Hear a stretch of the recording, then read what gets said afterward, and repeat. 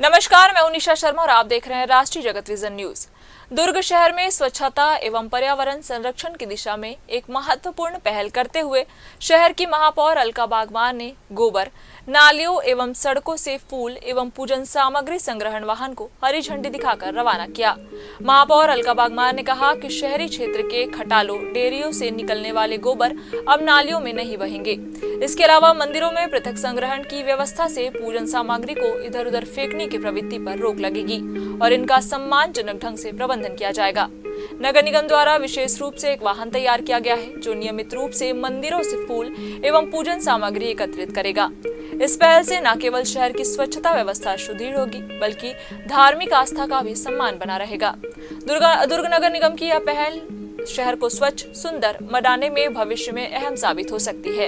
ये क्या है कि जितने भी खटाल वाले हैं उनको कई बार समझाइश दी गई, पर समझाइश को उन्होंने सुना नहीं। तो सभी खटाल वालों को बुलाया गया था और उनको ये बात कही कि भाई नगर निगम के द्वारा किसी व्यक्ति को हायर करके सभी जगहों से जहां खटाल है वहां से गोबर उठाया जाएगा और गोबर उठा के वो उसका कैसा इस्तेमाल करेगा वो व्यक्ति जाने। इसलिए इसको हम उस व्यक्ति पर छोड़ रहे हैं कि चूंकि न नगर निगम की गाड़ी रहेगी, न नगर निगम का कर्मचारी रहेगा, न नगर निगम का डीजल रहेगा। एक व्यक्ति है जो शहर को साफ करने के लिए, साफ करने के उद्देश्य से हमारा सहयोग कर रहा है।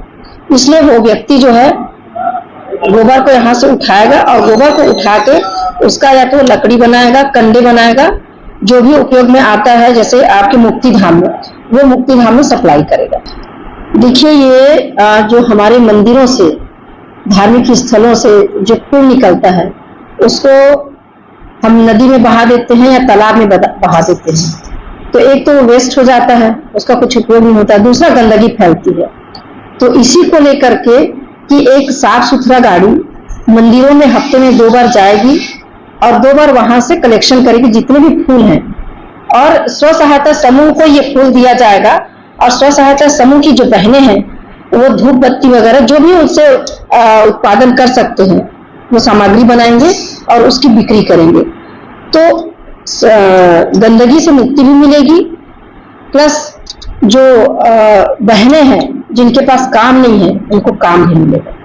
इसकी योजना के शुरुआत में कैसे लोगों को जोड़ा जाएगा और कितनी गाड़ियां खुलेगी? देखिए स्व सहायता समूह की बहन को ही जोड़ा जाएगा इसमें, और प्लस गाड़ी की रही बात तो एक साफ सुथरी गाड़ी है जिसको हरी झंडी दिखा के निकाला गया था, वो गाड़ी हफ्ते में 2 बार मंदिर में जाएगी। फिलहाल इस खबर में बस इतना ही। देश प्रदेश की खबरों से अपडेट रहने के लिए हमारे चैनल को सब्सक्राइब करें और नई खबरों के नोटिफिकेशन के लिए बेल आइकन जरूर दबाएं। नमस्कार।